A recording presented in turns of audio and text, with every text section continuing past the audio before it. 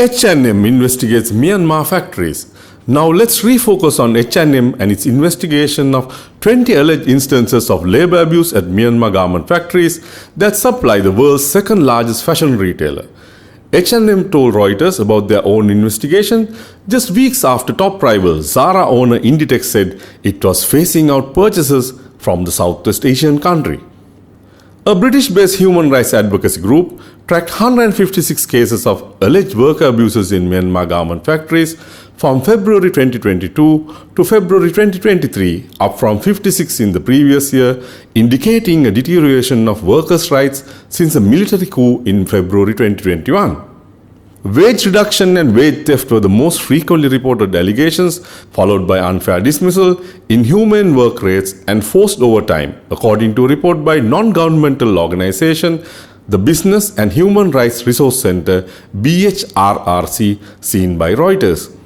All the cases raised in the report by BHRRC are being followed up, where needed remediated through our local team on the ground and in close cooperation with relevant stakeholders, H&M said in a statement.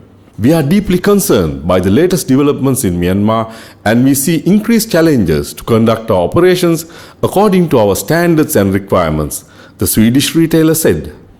The BHRRC has been tracking allegations of workers' rights abuses in garment factories since the military junta took power in Myanmar, plunging it into a political and humanitarian crisis. The tracker includes abuse cases at 124 separate factories.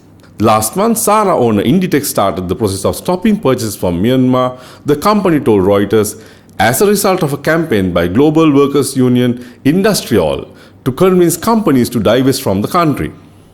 Inditex is in the process of a phased and responsible exit from Myanmar following Industrial's call, a company spokesperson wrote in an email.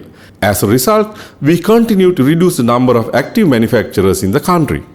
Inditex did not give a timeline for its exit. It does not publish a list of suppliers, so it was not immediately clear how many factories in Myanmar are supplying the fast fashion giant. How about other retailers? Spanish fast chain retailer Mango told Reuters it has stopped sourcing from Myanmar. Primark said it would begin working towards a responsible exit in September last year, followed by Marks & Spencer announcing its planned exit in October. Tib Smith-Larsen, European Regional Coordinator at the International Garment Labour Union Alliance Clean Clothes Campaign, calls on brands and retailers to close the gap between actual and living wages.